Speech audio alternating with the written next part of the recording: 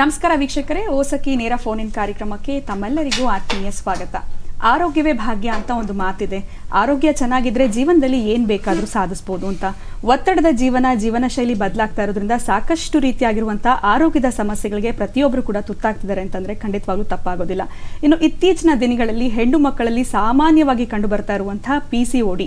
ಈ ಪಿಸಿಒಡಿ ಅಂತಂದ್ರೇನು, ಪಿಸಿಒಡಿ ಬರೋದಕ್ಕೆ ಕಾರಣಗಳು ಏನಿರಬಹುದು, ಇನ್ನು ಪಿಸಿಒಡಿಯ ಲಕ್ಷಣಗಳು ಯಾವ ರೀತಿ ಕಾಣಿಸ್ಕೊಳ್ಳುತ್ತೆ, ಪಿಸಿಒಡಿ ಇದೆಯಾ ಇಲ್ವಾ ಅಂತ ತಿಳ್ಕೊಳ್ಳೋದಕ್ಕೆ ಯಾವೆಲ್ಲ ಒಂದು ಪರೀಕ್ಷೆಗಳನ್ನ ನಾವು ಒಳಗಾಗಬೇಕಾಗತ್ತೆ, ಪಿಸಿಒಡಿನ ನೆಗ್ಲೆಕ್ಟ್ ಮಾಡ್ತಾ ಹೋದ್ರೆ ಆಗುವಂತಹ ಕಾಂಪ್ಲಿಕೇಶನ್ಸ್, ಇನ್ನು ಆಯುರ್ವೇದದಲ್ಲಿ ಈ ಒಂದು ಪಿಸಿಒಡಿ ಸಮಸ್ಯೆಗೆ ಯಾವ ರೀತಿಯಾಗಿರುವಂತಹ ಚಿಕಿತ್ಸೆ ಇದೆ, ಇದೆಲ್ಲದ್ರ ಬಗ್ಗೆ ಕಾರ್ಯಕ್ರಮದಲ್ಲಿ ಸಂಪೂರ್ಣವಾಗಿರುವಂತಹ ಮಾಹಿತಿನ ತಿಳಿಸ್ಕೊಡೋದಕ್ಕೆ ಆಯುರ್ವೇದ ತಜ್ಞರಾಗಿರುವಂತಹ ಡಾಕ್ಟರ್ ಮಾನಸ ಭಟ್ ಅವರು ನಮಸ್ತೆ ಇದ್ದಾರೆ.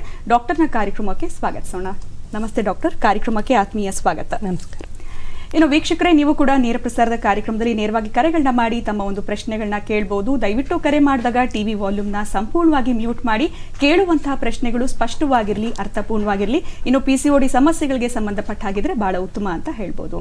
ಡಾಕ್ಟರ್, ಪಿಸಿಒಡಿ ಸಮಸ್ಯೆ ತುಂಬಾ ಕಾಮನ್ ಆಗಿ ಹೆಣ್ಮಕ್ಳನ್ನ ಕಾಡ್ತಾ ಇದೆ, ಅದರಲ್ಲೂ ಟೀನೇಜರ್ಸ್ ನಲ್ಲಿ ಜಾಸ್ತಿ ನೋಡ್ತೀವಿ ಅಂತಾನೆ ಹೇಳ್ಬಹುದು. ಈ ಪಿಸಿಒಡಿ ಅಂತಂದ್ರೇನು, ಇದ್ರ ಬಗ್ಗೆ ತಿಳಿಸ್ಕೊಳ್ಳಿ ಡಾಕ್ಟರ್. ಈ ಮಹಿಳೆಯರಲ್ಲಿ ರೀಪ್ರೊಡಕ್ಟಿವ್ ಆರ್ಗನ್ ಅಂತ ಒಂದು ಸೆಟ್ ಆಫ್ ಆರ್ಗನ್ಸ್ ಇರುತ್ತೆ. ಅದರ ಮುಖ್ಯವಾದಂಥ ಒಂದು ಆರ್ಗನ್ ಅಂತ ಹೇಳಿ ಹೇಳಿದ್ರೆ ಗರ್ಭಕೋಶ. ಆ ಗರ್ಭಕೋಶದ ಅಕ್ಕಪಕ್ಕದಲ್ಲಿ 2 ನಾಳಗಳಿರುತ್ತೆ. ಆ ನಾಳ ಫೆಲೋಪಿಯನ್ ಟ್ಯೂಬ್ ಅಂತ ಹೇಳಿ ಕರಿತೇವೆ. ಆ ನಾಳದ ಎಂಡಲ್ಲಿ 2 ಚಿಕ್ಕ ಪಾಕೆಟ್ಸ್ ಥರ ಒಂದು ಆರ್ಗನ್ ಇರುತ್ತೆ. ಅದನ್ನು ನಾವು ಓವರೀಸ್ ಅಂತ ಹೇಳಿ ಹೇಳ್ತೇವೆ. ಆ ಓವರೀಸಲ್ಲಿ ಕೆಲವೊಂದು ಕಾರಣಾಂತರಗಳಿಂದಾಗಿ ಅದರಲ್ಲಿ ಚಿಕ್ಕ ಚಿಕ್ಕ ಫಾಲಿಕಲ್ಸ್ ಇರುತ್ತೆ. ಆ ಫಾಲಿಕಲ್ಸಲ್ಲಿ ಪ್ರತಿ ತಿಂಗಳು ಅದು ಮೆಚೋರ್ ಆಗಿಬಿಟ್ಟು ಒಂದೊಂದು ಎಗ್ಗನ್ನು ರಿಲೀಸ್ ಮಾಡ್ತಾ ಇರುತ್ತೆ. ಒಂದು ತಿಂಗಳು ಒಂದು ಕಡೆಯಿಂದ ಒಂದು ಎಗ್ ರಿಲೀಸ್ ಮಾಡ್ತಾ ಇದೆ ಅಂದರೆ ಇನ್ನೊಂದು ಕಡೆಯಿಂದ ಇನ್ನೊಂದು ಎಗ್ಗು ನೆಕ್ಸ್ಟ್ ಮಂತ್ ರಿಲೀಸ್ ಆಗ್ತಾ ಇರುತ್ತೆ. ಕೆಲವೊಂದಿಷ್ಟು ವಿಷಯಗಳಿಂದಾಗಿ ಅದೇನಾಗುತ್ತೆ ಅಂದರೆ ಆ ಎಗ್ ರಿಲೀಸ್ ಆಗ್ತಾ ಇರಲ್ಲ, ಫಾಲಿಕಲ್ಸ್ ಮೆಚೂರ್ ಆಗ್ತಾ ಇರಲ್ಲ. ಸೊ ಒಳಗೇನೆ ಆ ಎಗ್ಗು ಉಳ್ಕೊಂಡ್ಬಿಡತ್ತೆ. ಅದರಿಂದಾಗಿ ಒಂದು ಇನ್ಫೆಕ್ಷನ್ ಉತ್ಪನ್ನ ಆಗುತ್ತೆ. ಆವಾಗ ಈ ಸಿಸ್ಟ್ ಅಂತ ಹೇಳಿ ಹೇಳೋದು ಉತ್ಪನ್ನ ಆಗುತ್ತೆ. ಅದು ಒಂದಲ್ಲ, ಹಲವಾರು ಸಿಸ್ಟು ಆ ಕಡೆ ಈ ಕಡೆ ಎಲ್ಲ ಉತ್ಪನ್ನ ಆಗ್ತಾ ಇರುತ್ತೆ. ಒಂದು ಮುತ್ತಿನ ಮಾಲೆ ಅಂತ ಹೇಳಿ ನಾವು ಹೇಳ್ಬೋದು ಅದನ್ನ. ಇದನ್ನೇ ನಾವು PCOD ಅಥವಾ ಪಾಲಿಸಿಸ್ಟಿಕ್ ಓವೇರಿಯನ್ ಡಿಸೀಸ್ ಅಂತ ಹೇಳಿ ಹೇಳ್ತೇವೆ. ಈ ಪಾಲಿಸಿಸ್ಟಿಕ್ ಓವೇರಿಯನ್ ಡಿಸೀಸಲ್ಲಿ ಈಗ ಏನಾಗ್ತಾ ಇದೆ ಅಂತ ಹೇಳಿ ಹೇಳಿದ್ರೆ, ಸಿಸ್ಟ್ ಉತ್ಪನ್ನ ಮಾತ್ರ ಅಲ್ಲ, ಸಿಸ್ಟ್ ಅಲ್ಲದೇ ಹಾರ್ಮೋನಲ್ ಇಂಬ್ಯಾಲೆನ್ಸ್ ಕೂಡ ಆಗ್ತಾ ಇರುತ್ತೆ. ಈ ಈಸ್ಟ್ರೋಜನ್ ಅಂತ ಹೇಳಿ ಹೇಳೋ ಒಂದು ಹಾರ್ಮೋನು ಫೆಮಿನೈನಿಟಿನ ಮೇಂಟೈನ್ ಮಾಡುವಂಥ ಒಂದು ಹಾರ್ಮೋನು. ಈ ಈಸ್ಟ್ರೋಜನ್ ಹೇಳುವ ಹಾರ್ಮೋನು ಕ್ರಮೇಣವಾಗಿ ಕಮ್ಮಿ ಆಗ್ತಾ ಬರ್ತಾ ಇರುತ್ತೆ. ಈ ಕಡೆ ಆಂಡ್ರೋಜನ್ ಅಂತ ಹೇಳೋ ಒಂದು ಹಾರ್ಮೋನ್ ಇರುತ್ತೆ. ಫೀಮೇಲ್ಸಲ್ಲಿ ಯೂಶ್ವಲ್ ಆಗಿ ಅದು ಕಮ್ಮಿ ಪ್ರಮಾಣದಲ್ಲಿ ಇರಬೇಕು, ಅಥವಾ ಅದನ್ನು ಮೇಲ್ ಹಾರ್ಮೋನ್ ಅಂತಲೂ ಕರಿತೇವೆ.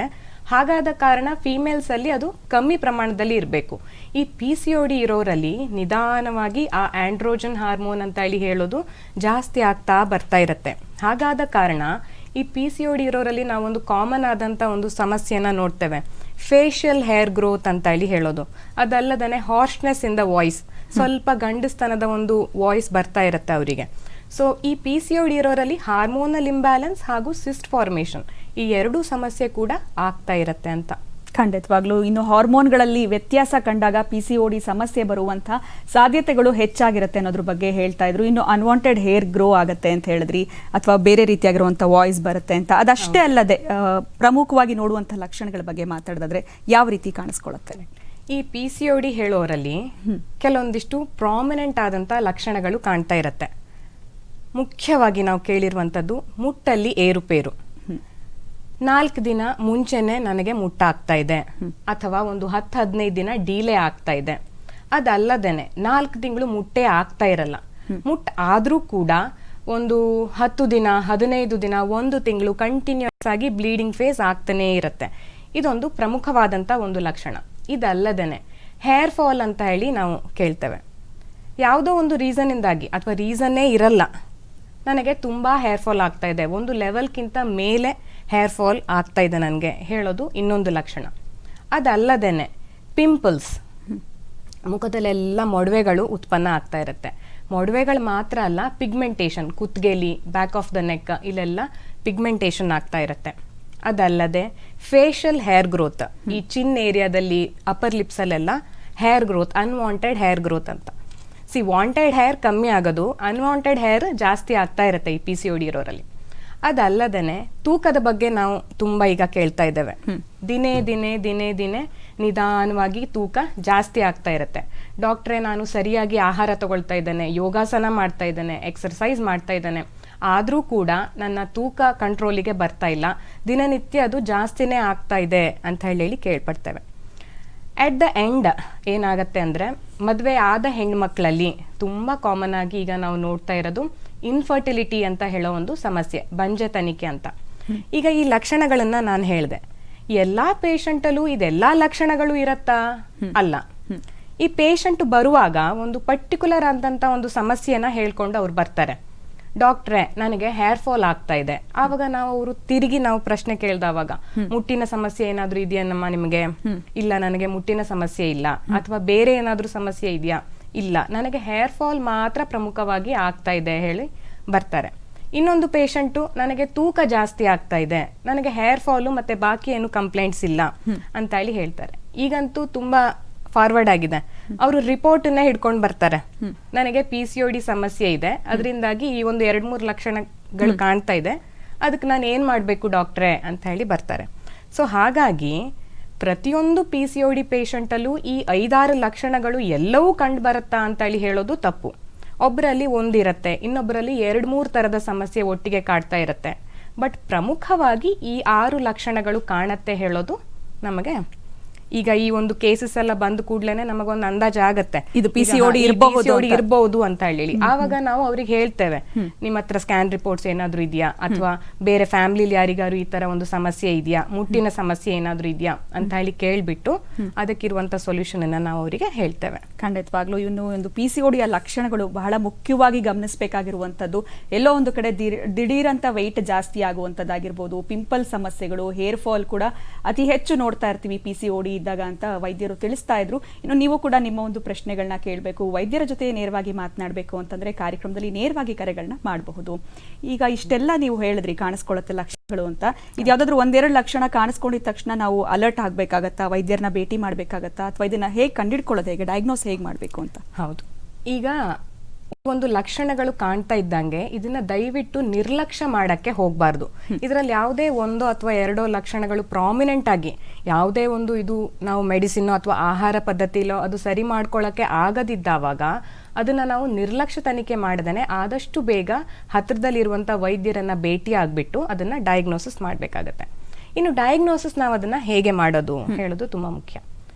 ಇತ್ತೀಚಿನ ದಿನಗಳಲ್ಲಿ ಹಲವಾರು ಡಯಾಗ್ನೋಸ್ಟಿಕ್ ಟೂಲ್ಸ್ಗಳಿದ್ದಾವೆ, CT, MRI, ಸ್ಕ್ಯಾನ್ ಅಂತ ಹೇಳಿ ಹೇಳೋದು. ನಾವು ಅದನ್ನ ಮಾಡಿಸಿದವಾಗ ನೀಟಾಗಿ ಅದರಲ್ಲಿ ಕಂಡುಹಿಡಿಬಹುದು ಸಿಸ್ಟ್ ಇದೆಯಾ ಇಲ್ವಾ ಅಂತ ಹೇಳಿ ಹೇಳೋದು. ಬಟ್ 1000 ವರ್ಷದ ಹಿಂದೆ ಈ ತರದೆಲ್ಲ ಡಯಾಗ್ನೋಸ್ಟಿಕ್ ಟೂಲ್ಸ್ ನಮ್ಮ ಹತ್ರ ಇರ್ಲಿಲ್ಲ. ಆವಾಗೆಲ್ಲ ಹಾಗಾದ್ರೆ ಹೇಗೆ ಅವರು ಡಯಾಗ್ನೋಸ್ ಮಾಡ್ತಾ ಇದ್ರು, ಗರ್ಭಕೋಶದಲ್ಲಿ ಏನಾದ್ರೂ ಸಮಸ್ಯೆ ಇದೆಯಾ, ಏನಾದ್ರೂ ಹೇಗೆ ಕಂಡುಹಿಡ್ತಾ ಇದ್ರು ಹೇಳೋದು ತುಂಬಾ ಮುಖ್ಯ. 1000 ವರ್ಷಗಳ ಹಿಂದೆನೆ ಆಚಾರ್ಯರು ಅಥವಾ ಆಗಿನ ಕಾಲದ ವೈದ್ಯರು ಒಂದು 3 ಡಯಾಗ್ನೋಸ್ಟಿಕ್ ಪ್ರಾಮಿನೆಂಟ್ ಆದ ಕೆಲವೊಂದಿಷ್ಟು ವಿಷಯನ ಹೇಳಿದಾರೆ ಅವರು. ಅದು ಏನಂತ ಅಂದ್ರೆ ದರ್ಶನ, ಸ್ಪರ್ಶನ, ಪ್ರಶ್ನ ಅಂತ ಹೇಳಿ ಡಯಾಗ್ನೋಸ್ಟಿಕ್ ಟೂಲ್ಸ್. ಅದು ಈ ದರ್ಶನ ಅಂತ ಹೇಳಿ ಹೇಳಿದ್ರೆ ಈ ಪೇಷಂಟು ನಮ್ಮಲ್ಲಿ ಒಳಗಡೆ ಬರ್ತಾ ಇದ್ದಂಗೆ ಅವ್ರನ್ನ ನಾವು ಕಂಪ್ಲೀಟ್ ಆಗಿ ನೋಡೋದು. ಅವ್ರು ಯಾವ ತರ ಬರ್ತಾ ಇದ್ದಾರೆ, ಹೊಟ್ಟೆ ಏನಾದ್ರೂ ಹಿಡ್ಕೊಂಡು ಬರ್ತಾ ಇದ್ದಾರಾ, ಕುಂಟ್ ಹಾಕೊಂಡ್ ಬರ್ತಾ ಇದ್ದಾರಾ, ಅಥವಾ ಅಳ್ತಾ ಬರ್ತಾ ಇದ್ದಾರಾ ಅಂತ ಹೇಳಿ ಅವರು ನೋಡ್ಬಿಟ್ಟು ಅರ್ಥ ಮಾಡ್ಕೊಳ್ಬೇಕು. ಇವ್ರು ಬರೋ ರೀತಿ ಈ ತರ ಇದೆ, ಇವರಿಗೆ ಬಹುಶಃ ಇಂಥ ಒಂದು ತೊಂದರೆ ಇದ್ದಿರಬಹುದು ಅಂತ ಹೇಳಿ ನಾವು ಊಹಿಸೋದು. ಅದಲ್ಲದನೆ ಪ್ರಶ್ನೆ ಅಂತ ಹೇಳಿ ಹೇಳ್ತೇವೆ. ಪ್ರಶ್ನೆ ಅಂತ ಹೇಳಿ ಹೇಳೋದು, ಒಂದು ಪೇಷಂಟ್ ಬಂದ ಕೂಡ್ಲೇನೆ ಸಮಾಧಾನದಲ್ಲಿ ಅವ್ರನ್ನ ಕೂರಿಸ್ಬಿಟ್ಟು ನಿಮಗೇನು ತೊಂದರೆ ಆಗ್ತಾ ಇದೆ, ಈ ತೊಂದರೆ ಎಷ್ಟು ದಿನಗಳಿಂದ ಆಗ್ತಾ ಇದೆ, ಯಾವ ಭಾಗದಲ್ಲಿ ಈ ಒಂದು ತೊಂದರೆ ಆಗ್ತಾ ಇದೆ, ಮನೆಯಲ್ಲಿ ಫ್ಯಾಮಿಲಿ ಬ್ಯಾಕ್ಗ್ರೌಂಡ್ ಅಂತ ಹೇಳಿ ಹೇಳ್ತೇವೆ, ಬೇರೆ ಯಾರಿಗಾರು ಈ ಥರ ಸಮಸ್ಯೆ ಇದೆಯಾ ಅಂತ ಹೇಳಿ ಹೇಳೋದೊಂದು, ಅದನ್ನು ನಾವು ಕಂಡಿಡ್ಕೊಳ್ತೇವೆ. ಇನ್ನೊಂದು ಮುಖ್ಯವಾದಂಥ ಒಂದು ತೊಂದರೆ ಇತ್ತೀಚಿನ ದಿನಗಳಲ್ಲಿ ನಾವು ಅದನ್ನು ನೋಡ್ತಾನೇ ಇಲ್ಲ, ಅದೇನಂದ್ರೆ ನಾಡಿ ಪರೀಕ್ಷೆ, ಸ್ಪರ್ಶನ ಅಂತ ಹೇಳಿ ಹೇಳ್ತೇವೆ. ಈ ನಾಡಿ ಪರೀಕ್ಷೆ ಹೇಳೋದು ಒಂದು ಇಂಪಾರ್ಟೆಂಟ್ ಆದಂತ ಒಂದು ಡಯಾಗ್ನೋಸ್ಟಿಕ್ ಟೂಲು ಆಯುರ್ವೇದ. ಇದ್ರ ಬಗ್ಗೆ ಮಾತಾಡೋಣ. ಇನ್ನು ರಾಧಾ ಅವರು ಕರೆ ಮಾಡಿದ್ದಾರೆ ಸಹಕಾರ ನಗರದಿಂದ. ನಮಸ್ಕಾರ ರಾಧಾ ಅವರೇ, ನನ್ ಧ್ವನಿ ಕೇಳಿಸ್ತಾ ಇದೆಯಾ ತಮ್ಗೆ? ಕೇಳಿಸ್ತಾ ಇದೆ. ಮಾತಾಡಿ ಮಾ, ವೈದ್ಯರಿದ್ದಾರೆ, ಪ್ರಶ್ನೆ ಕೇಳಿ. ನನ್ನ ಮಗಳು ಸ್ನೇಹ ಅಂತ. ನಮಸ್ಕಾರ ರಾಧಾ ಅವರೇ. ನಮಸ್ತೆ ಮ್ಯಾಮ್. ಹೇಳಿ. ನನ್ನ ಮಗಳ ಹೆಸರು ಸ್ನೇಹ ಅಂತ ಮ್ಯಾಮ್. ಈಗ 23rd ನಡೀತಿದೆ ಅವಳಿಗೆ. ಆಯ್ತಮ್ಮ. ಬಟ್ ಚಿನ್ನಲ್ಲಿ ತುಂಬಾ ಏರ್ ಗ್ರೋತ್ ಇದೆ ಮ್ಯಾಮ್. ಹಾ ಹಾ ಹಾ ಹಾ 27 ಇಯರ್ಸ್ ಅಂದ್ರೆ ಅಲ್ವಾ? 23. 23.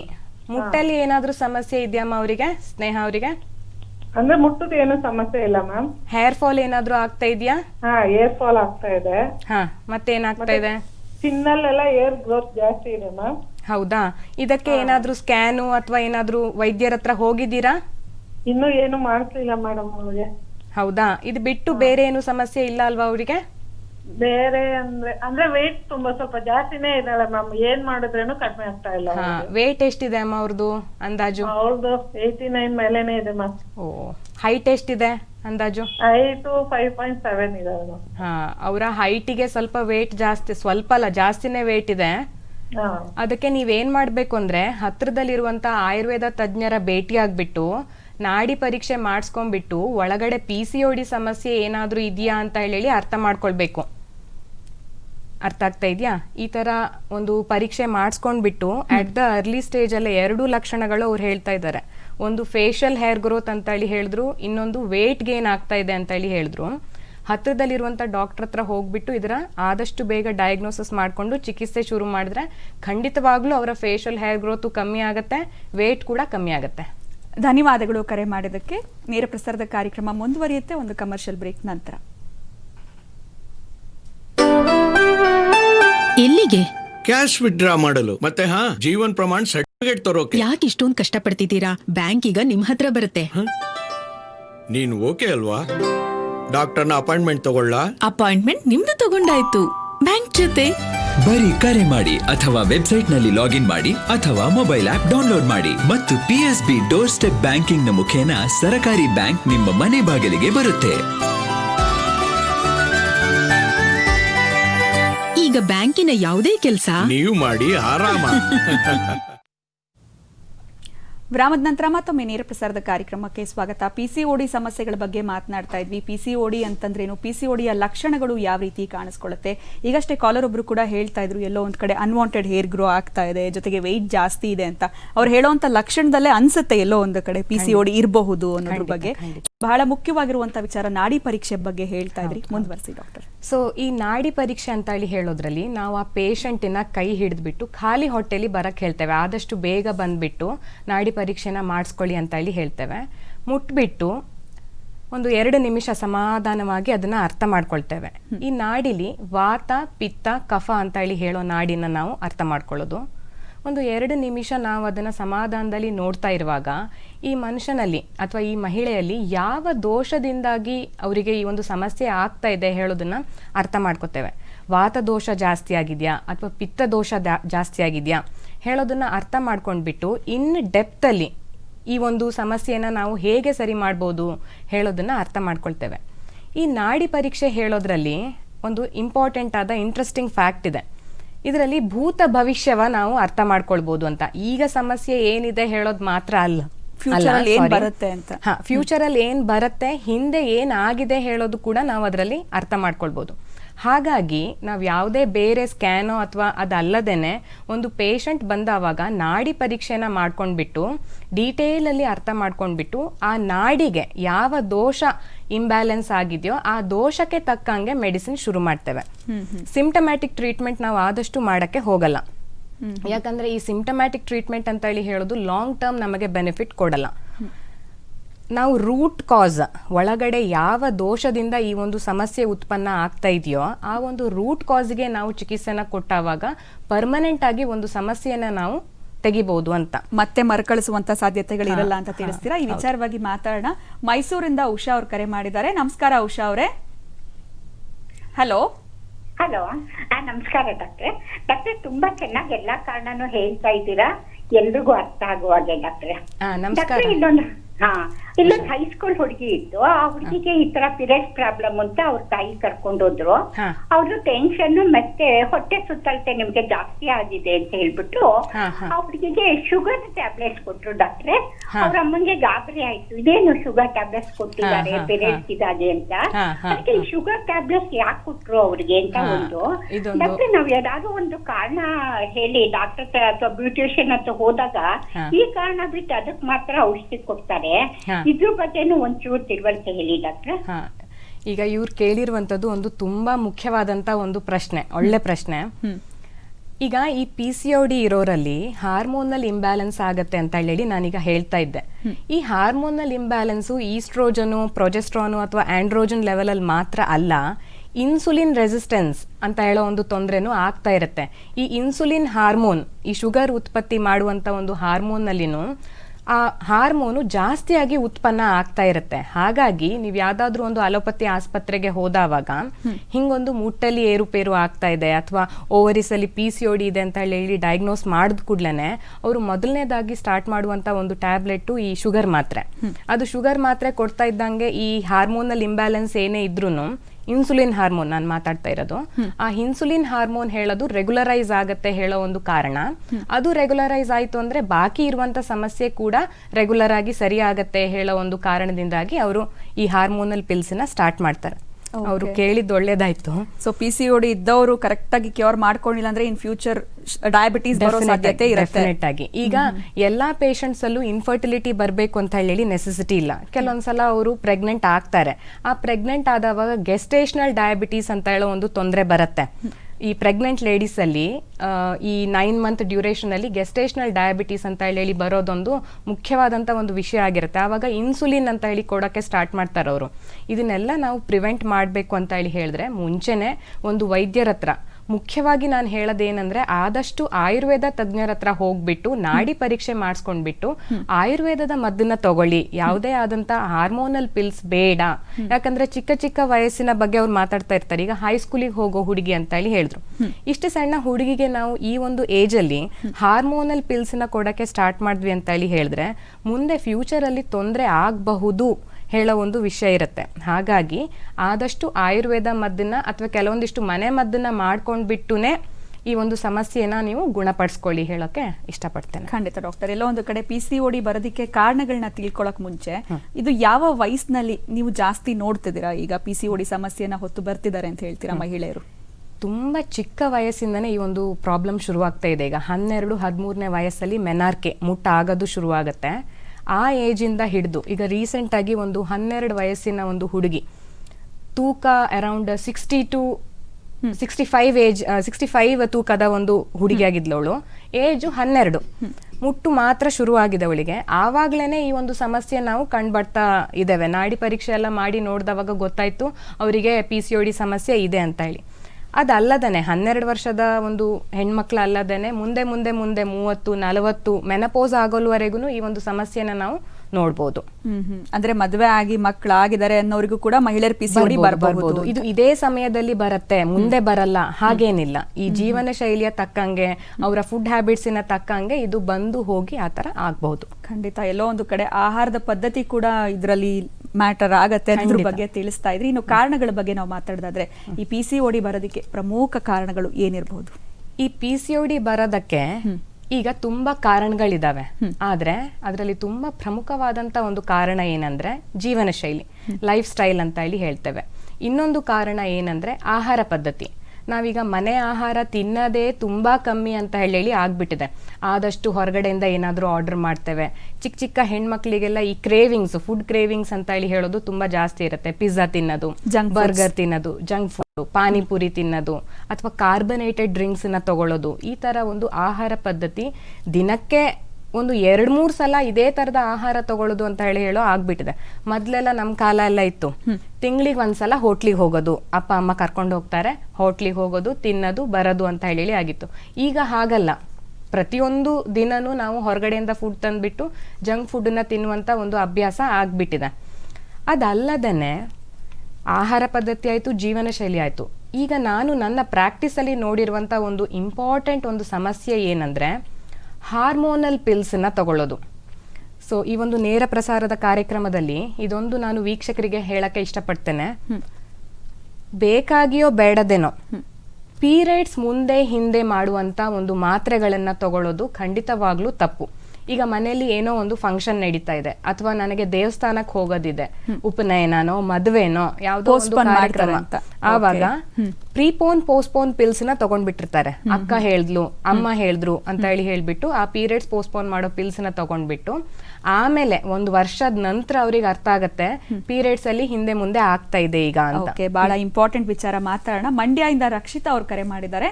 ನಮಸ್ಕಾರ ರಕ್ಷಿತಾ ಅವರೇ. Hello, hello madam. ಮಾತಾಡಿ ಮಾ, ಡಾಕ್ಟರ್ ಇದಾರೆ, ಪ್ರಶ್ನೆ ಕೇಳಿ. ಹಾ ಮೇಡಮ್. ರಕ್ಷಿತಾ ಅವರೇ ನಮಸ್ಕಾರ, ಹಾ ಮೇಡಮ್. ಹೇಳಿ ಏನ್ ಸಮಸ್ಯೆ? ಇಲ್ಲ ಮೇಡಮ್, ಅವರಮ್ಮ ಮಾತಾಡ್ತಾರೆ ನಾನು. ಹಾ ಹೇಳಿ ಹೇಳಿ. ಮೇಡಮ್, 1 ವರ್ಷ ಆಯ್ತು ಮೇಡಮ್. 1 ವರ್ಷದಿಂದ 6 ತಿಂಗಳಲ್ಲಿ ಹ್ಮ್ ಒಬ್ರು ಲೇಡಿ ಡಾಕ್ಟರ್ ಹತ್ರ ತೋರಿಸಿದ್ವಿ. ಹಾ, ಪೀರಿಯಡ್ಸ್ ಇರೆಗ್ಯುಲರ್ ಆಗುತ್ತೆ. ವಯಸ್ಸು ಎಷ್ಟು ಅವಳ್ದು? ವಯಸ್ಸು 26 ಮೇಡಮ್. ತೂಕ ಎಷ್ಟಿದೆ? ತೂಕ ಒಂದು 50 ಮೇಲೆ ಇರ್ಬೋದು ಮೇಡಮ್. ಹಾ, ಓಕೆ. ಈ ಮುಟ್ಟಿನ ಸಮಸ್ಯೆ ಎಷ್ಟು ತಿಂಗಳಿಂದ ಆಗ್ತಾ ಇದೆ ಅವರಿಗೆ? ಅವಾಗ ಒಂದು ಟ್ಯಾಬ್ಲೆಟ್ ಕೊಟ್ಟಿದ್ರು ಮೇಡಮ್. ಅವಾಗ ಒಂದು 8 ಡೇಸ್ ತನಕ ಆಗಿತ್ತು. ಹಾ ಹಾ, ಟ್ಯಾಬ್ಲೆಟ್ಸ್ ಏನಕ್ಕೆ ಕೊಟ್ಟಿದ್ದು? ಅದೇ ಪೀರಿಯಡ್ಸ್ ಆಗುತ್ತೆ ಮೇಡಮ್. ಆಗ್ತಾ ಇಲ್ಲ ಅಂತ ಹೇಳಿ ಕೊಟ್ಟಿರೋದ? ಆಗ್ತಾ ಇಲ್ಲ ಅಂತ ಅಂದ್ಬಿಟ್ಟು ಆಗಿ ಅಂತ ಕೊಟ್ಟಿದ್ರು ಹಾ ಮೇಡಮ್. ಹಾ, ಸರಿ ಸರಿ. ವ್ಯಾಯಾಮ ಎಲ್ಲ ಮಾಡಿ, ಎಲ್ಲ ವಾಕಿಂಗ್ ಎಲ್ಲ ಮಾಡಿ, ಫಾಸ್ಟ್ ಆಗಿ ಮಾಡಿ ಅಂತೆಲ್ಲ ಹೇಳಿದ್ರು ಹಾ ಹಾ ಮೇಡಮ್. ನಂತರ ಮತ್ತೆ 6 ತಿಂಗಳಿಂದ ಮತ್ತೆ ಆಗೇ ಇಲ್ಲ. ಹಾ ಹಾ ಹಾ ಹಾ ಮುಖದಲ್ಲೆಲ್ಲ ಪಿಂಪಲ್ಸ್ ಎಲ್ಲ ಜಾಸ್ತಿ ಇದೆ ಮೇಡಮ್. ಹಾ ಹಾ, ನೀವು ಸ್ಕ್ಯಾನ್ ಏನಾದ್ರೂ ಮಾಡಿಸಿದೀರಮ್ಮ ಅವಳಿಗೆ? PCOD ಏನಾದ್ರೂ ಇದೆ ಅಂತ ಹೇಳಿ ಡಯಾಗ್ನೋಸ್ ಆಗಿದ್ಯಾ? ಹೌದು ಮೇಡಮ್, ಎಲ್ಲ ಸ್ಕ್ಯಾನಿಂಗ್ ಎಲ್ಲ ಮಾಡಿ ಏನಿಲ್ಲ ಅಂತ ರಿಪೋರ್ಟ್ ಬಂತು. ಹಾ, ಓಕೆ. ವ್ಯಾಯಾಮವನ್ನು ಮಾಡಿ ಸರಿ ಹೋಗುತ್ತೆ ಅಂತ ಹೇಳಿದ್ರು. ಹಾ, ಓಕೆ. ಈಗ ಅವಳ ಸಮಸ್ಯೆ ಏನಂದ್ರೆ ಈಗ ಮುಟ್ಟ ಆಗ್ತಾ ಇಲ್ಲ, 6 ತಿಂಗಳಿಂದ ಮುಟ್ಟ ಆಗ್ತಾ ಇಲ್ಲ ಅಂತ ಅಲ್ವಾ? ಹೌದು ಮೇಡಮ್. ಮೊದಲನೇದಾಗಿ ನೀವೊಂದು ಹತ್ರದಲ್ಲಿರುವಂತ ಆಯುರ್ವೇದ ಡಾಕ್ಟರ್ನ ಭೇಟಿ ಆಗ್ಬಿಟ್ಟು ಚಿಕಿತ್ಸೆ ತಗೊಳ್ಳೋದು ಅತ್ಯುತ್ತಮ. ಅದಲ್ಲದೇನೆ ಕೆಲವೊಂದು ಹೋಮ್ ರೆಮಿಡೀಸ್ ಇದೆ. ನೀವು ಈ ಕ್ಯಾಸ್ಟರ್ ಆಯಿಲ್ ಅಂತ ಹೇಳಿ ಬರುತ್ತೆ ಗೊತ್ತಲ್ವಾ? ಏರಂಡ ತೈಲ ಅಂತ ಹೇಳ್ಬಿಟ್ಟು ಅದನ್ನ 1 ಚಮಚೆ ಬಿಸಿ ನೀರಲ್ಲಿ ಮಿಕ್ಸ್ ಮಾಡ್ಬಿಟ್ಟು ಸಂಜೆ ಖಾಲಿ ಹೊಟ್ಟೆಲಿ ಅವರಿಗೆ ಕುಡಿಯಕ್ಕೆ ಕೊಡ್ಬೇಕು. ಅದಲ್ಲದೇನೆ ದಿನನಿತ್ಯ ಪಪಾಯ ಹಣ್ಣನ್ನ ಕಟ್ ಮಾಡಿ ರಾತ್ರಿ ಆಹಾರ ಅದನ್ನ ಮಾತ್ರ ಕೊಡ್ಬೇಕು ಅವಳಿಗೆ. ಅರ್ಥ ಆಗ್ತಾ ಇದೆಯಾ? ಎಕ್ಸರ್ಸೈಸ್ ಅನ್ನ ಕಂಟಿನ್ಯೂಸ್ ಆಗಿ ಮಾಡ್ಬೇಕು. ಎಳ್ಳುಂಡೆ, ಬೆಲ್ಲ ಈ ತರ ಐಟಮ್ಸ್ ನ ಸ್ವಲ್ಪ ಉಷ್ಣವೀರ್ಯ ದ್ರವ್ಯನ ಕೊಡಕ್ಕೆ ಸ್ಟಾರ್ಟ್ ಮಾಡ್ಬೇಕು. ಇನ್ನೊಂದು ಮುಖ್ಯವಾಗಿ ಹುರುಳಿ ಅಂತ ಹೇಳಿ ಕೇಳಿರ್ತೇವೆ ನಾವು, ಹುರುಳಿ ಅಂತ ಹೇಳಿ. ಆ ಹುರುಳಿನ ಕಟ್ ಸಾರು ಮಾಡೋದು, ರಾತ್ರಿ ನೆನೆ ಹಾಕ್ಬಿಟ್ಟು ಬೆಳಿಗ್ಗೆ ಅದನ್ನ ಬೆಳ್ಳುಳ್ಳಿ ಒಗ್ಗರಣೆ ಎಲ್ಲ ಹಾಕ್ಬಿಟ್ಟು ನಾವು ಕಟ್ ಸಾರು ಅಂತ ಹೇಳಿ ಮಾಡಿದ್ರೆ ಆ ಹುರುಳಿ ಸಾರು ದಿನನಿತ್ಯವಾಗಿ ತಗೊಂಡ್ರೆ ಈ ಪೀರಿಯಡ್ಸ್ ನ ಇಂಡ್ಯೂಸ್ ಮಾಡಕ್ಕೆ ಅದು ತುಂಬಾ ಸಪೋರ್ಟ್ ಮಾಡುತ್ತೆ. ಹುರುಳಿ ಕಾಳು ಅಲ್ವಾ? ಹುರುಳಿ ಕಾಳು, ಹಾರ್ಸ್ ಗ್ರಾಮ್ ಅಂತ ಹೇಳಿ, ಕುಲತ್ತ ಅಂತ ಹೇಳಿ ಹೇಳ್ತೇವೆ. ಇದರದ್ದು ಸಾರು ಮಾಡಿ ತಗೊಂಡಾವಾಗ್ಲೂ ಅದು ಹೀಟ್ ಉತ್ಪನ್ನ ಆಗತ್ತೆ.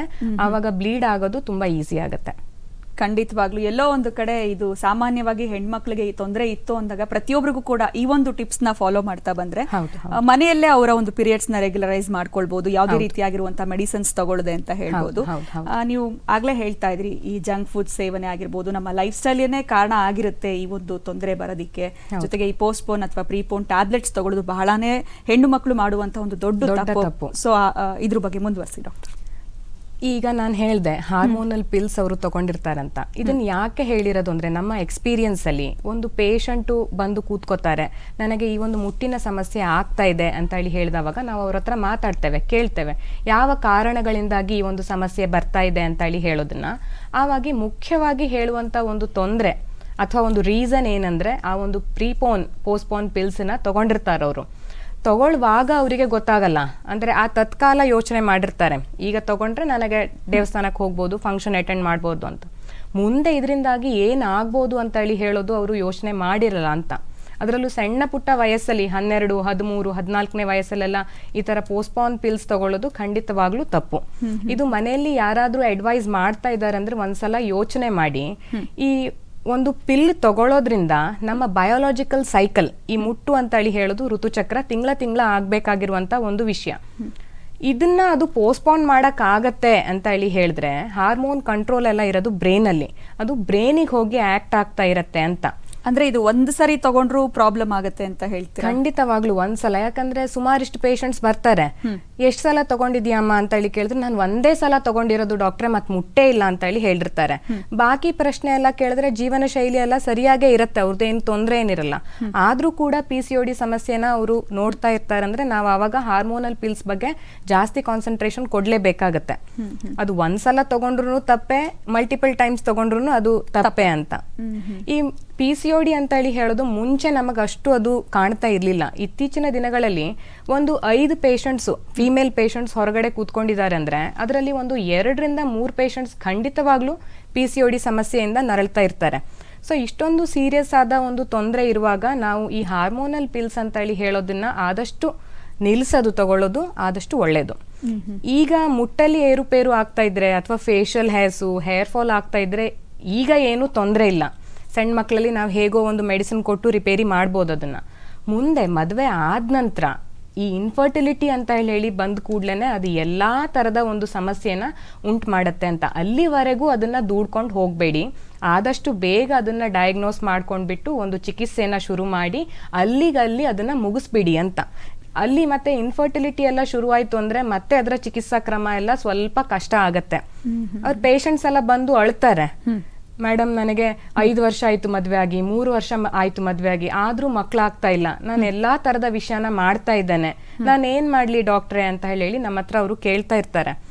ಆವಾಗ ನಾವು ಹಿಂದೆ ಹಿಂದೆ ಹಿಂದೆ ಹಿಸ್ಟ್ರಿ ಕೇಳ್ತಾ ಹೋದವಾಗ ಒಂದೊಂದು ಹೊರಗ್ ಬರುತ್ತೆ. ಆ ಹೊರಗ್ ಬರೋದ್ರಲ್ಲಿ ಒಂದು ನಿಜಾಂಶ ಏನಂದ್ರೆ ಅವರು ಹಾರ್ಮೋನಲ್ ಪಿಲ್ಸ್ ತಗೊಂಡಿರ್ತಾರೆ ಅಂತ, ಯಾವುದೋ ಒಂದು ಕಾರಣದಿಂದಾಗಿ. ಹಾಗಾಗಿ ಅದನ್ನ ಮುಖ್ಯವಾಗಿ ಆಡಿಯನ್ಸ್ಗೆ ಹೇಳ್ಬೇಕಾಗಿರುವಂತ ಒಂದು ವಿಷಯ ಇದೆ. ಯಾವುದೇ ರೀತಿಯಾಗಿರುವಂತ ಪ್ರೀಪೋನ್ ಅಥವಾ ಪೋಸ್ಟ್ಪೋನ್ ಮೆಡಿಸಿನ್ ಬೇಡ, ತಗೊಳ್ಬಾರ್ದು ಅಂತ. ಒಂದು ಬಾರಿ ಆದ್ರೂ ಕೂಡ ಬೇಡವೇ ಬೇಡ. ಖಂಡಿತ ಡಾಕ್ಟರ್. ಎಲ್ಲೋ ಒಂದ್ ಕಡೆ ಜಂಕ್ ಫುಡ್ಸ್ ಬಗ್ಗೆ ಮಾತಾಡ್ತಾ ಇದ್ರಿ. ಆಹಾರ ತಗೊಳ್ಳುವಂಥದ್ದು, ಪಿಜ್ಜಾ, ಬರ್ಗರ್, ಪಾನಿಪುರಿ ತಗೊಳ್ಳೋದ್ರಿಂದ ಅತಿ ಹೆಚ್ಚು ಸಮಸ್ಯೆ ಆಗತ್ತೆ PCOD ಅಂತ. ಇನ್ನು ಇವನ್ ನಾನ್ ವೆಜಿಟೇರಿಯನ್ಸ್ ಬಗ್ಗೆ ಮಾತಾಡಿದ್ರೆ ನಾನ್ ವೆಜ್ ಸೇವನೆ ಕೂಡ ಎಫೆಕ್ಟ್ ಮಾಡುತ್ತಾ PCODಗೆ? ಏನ್ ಹೇಳ್ತೀರಾ? Very important factor. Non veg ತಗೊಳ್ಳೋದು ತಪ್ಪು ಅಂತ ನಾನು ಯಾವಾಗ್ಲೂ ಹೇಳಲ್ಲ. ಆದ್ರೆ ಈ ನಾನ್ ವೆಜ್ ತಗೊಳ್ಳೋದ್ರಲ್ಲಿ ಈಗ ಒಂದು ದೊಡ್ಡ ಸಮಸ್ಯೆ ಇದೆ. ಅದೇನಂದ್ರೆ ಈಗ ಬರೋ ಎಲ್ಲ ಚಿಕನ್ಸು, ಫಿಶ್ ಎಲ್ಲ ಹಾರ್ಮೋನ್ ಇಂಡ್ಯೂಸ್ಡ್ ಆಗಿರುವಂತ ಒಂದು ಚಿಕನ್ಸ್ ನಾವೀಗ ನೋಡ್ತೇವೆ. ಎಲ್ಲ ದಪ್ಪ ದಪ್ಪ ಇರುತ್ತೆ ಅದರ ಮಸಲ್ಸು. ಫಿಶ್ ಅಲ್ಲಿ ಕೂಡ ಆಂಟಿಬಯೋಟಿಕ್ ಫೆಡೆಡ್, ಹಾಗಾಗಿ ಈಗ ಅಡ್ವರ್ಟೈಸ್ಮೆಂಟ್ ಅಲ್ಲೆಲ್ಲ ನಾವು ನೋಡ್ತೇವೆ ಆಂಟಿಬಯೋಟಿಕ್ ಫ್ರೀ ಆದ ಫಿಶ್ ನಾವು ಮಾರ್ತೇವೆ ಅಂತ ಹೇಳಿ ಅಡ್ವರ್ಟೈಸ್ಮೆಂಟ್ಸ್ ಎಲ್ಲ ನಾವು ನೋಡ್ತೇವೆ. ಸೊ ಈ ಒಂದು ಹಾರ್ಮೋನ್ ಇಂಡ್ಯೂಸ್ ಆಗಿರುವಂತ ಮಾಂಸನ ನಾವು ಸೇವನೆ ಮಾಡಿದವಾಗ, ಒಂದು ದಿನ ಅಲ್ಲ ಅವರು ಸೇವನೆ ಮಾಡೋದು, ಲೈಕ್ ವೀಕ್ಲಿ ಒನ್ಸ್ ಸಂಡೇ ಎಲ್ಲ ನಾನ್ ವೆಜ್ ಸೇವನೆ ಮಾಡ್ತಾರೆ.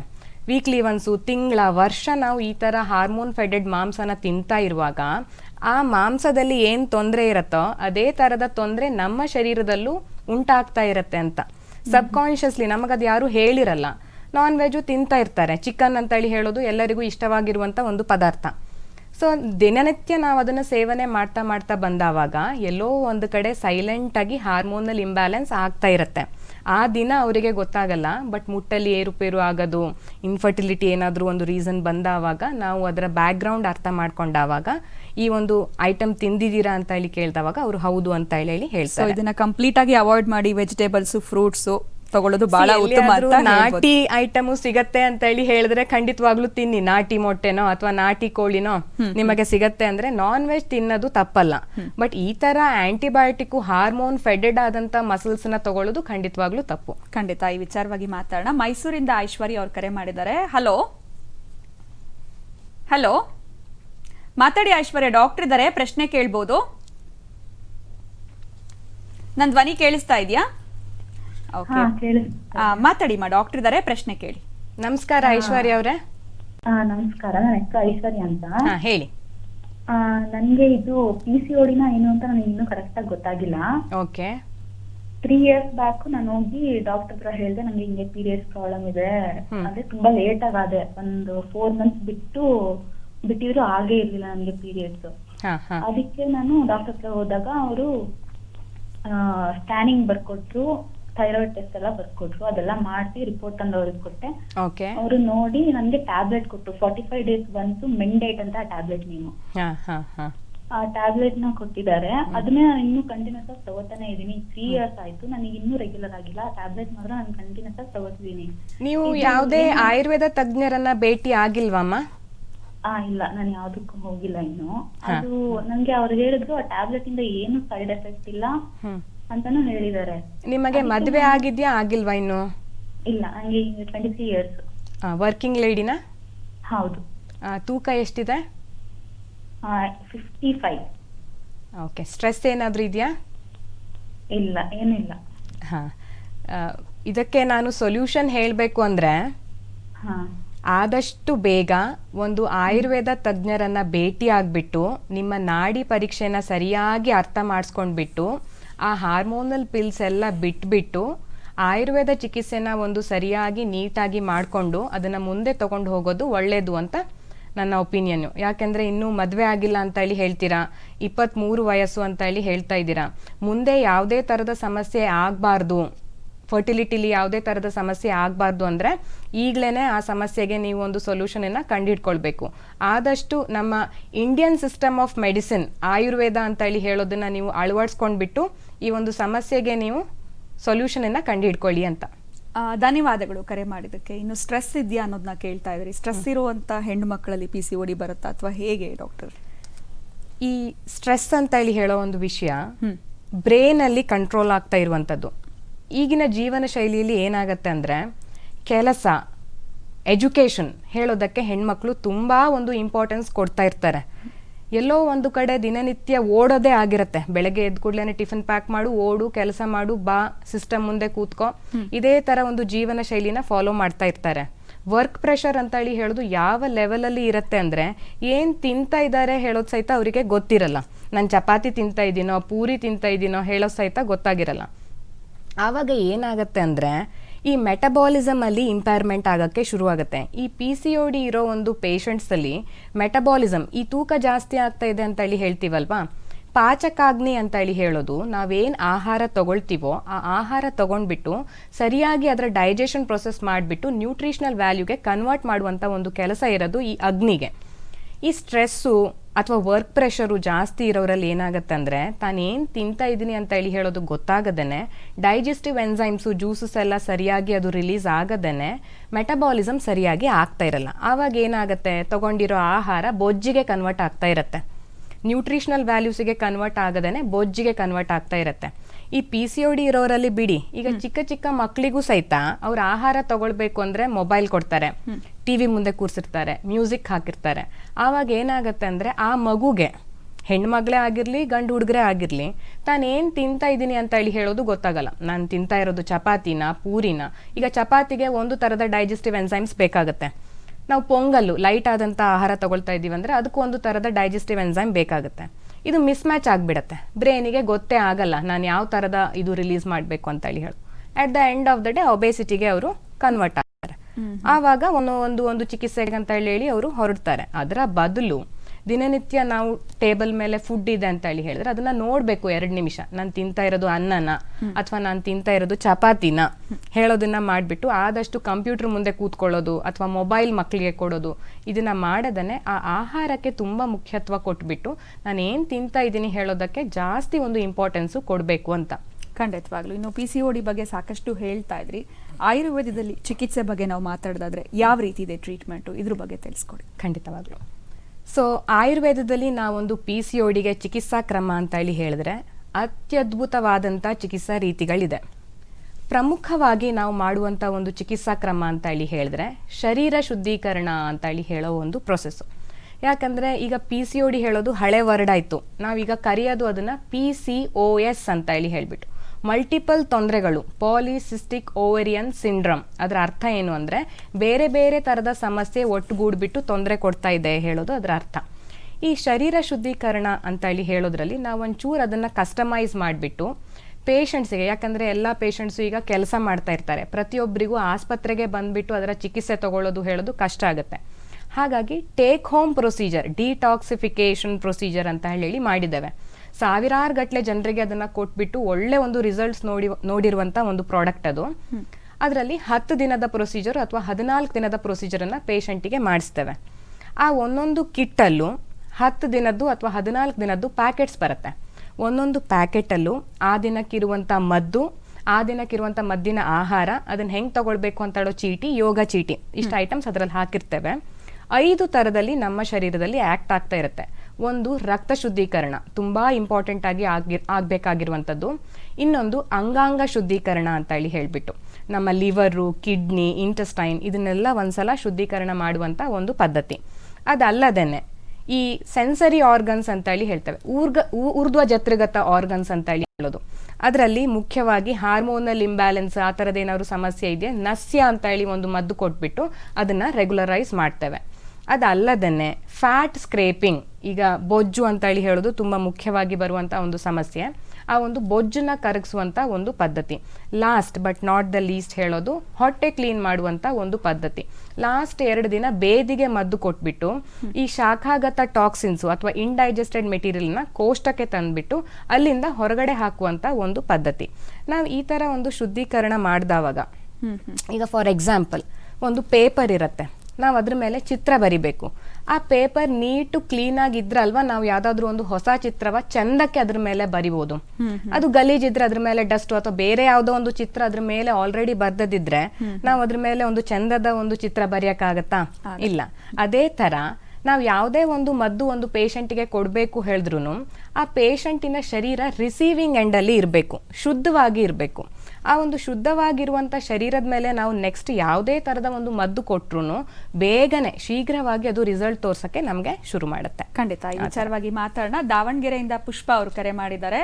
ಹಲೋ ಹಲೋ, ಮಾತಾಡಿ ಮಾ, ಡಾಕ್ಟರ್ ಇದ್ದಾರೆ, ಪ್ರಶ್ನೆ ಕೇಳಿ. ನಮಸ್ಕಾರ ಪುಷ್ಪ ಅವರೇ. ನಮಸ್ತೆ ಮೇಡಮ್. ಹೇಳಿ ಮೇಡಮ್, ನಮ್ ತಾಯಿಯವರಿಗೆ 68 ಇಯರ್ಸ್. ಓಕೆ. ಅವರಿಗೆ ನಾವು ಮುಟ್ಟೆಲ್ಲ ನಿಂತೋಗಿತ್ತೆ ಮೇಡಮ್, ಈಗಾಗಲೇ 20 ವರ್ಷದ ಮೇಲಾಗಿದೆ. ಓಕೆ. ಇವಾಗ ಸ್ವಲ್ಪ ಕಿಬ್ಬೊಟ್ಟೆ ಒಳಗಡೆ ನೋವು ಬರುತ್ತೆ. ನೋವು ಬಂದಾದ್ಮೇಲೆ ಸ್ವಲ್ಪ ವೈಟ್ ಬ್ಲೀಡಿಂಗ್ ಆಗ್ತಿದೆ ಅಂತ ನಾವು ಅವಶ್ಯ ನೋನಿ ಆಯುರ್ವೇದಿಕ್ ಕೊಡಿಸ್ತೀವಿ ಮೇಡಮ್. ಓಕೆ.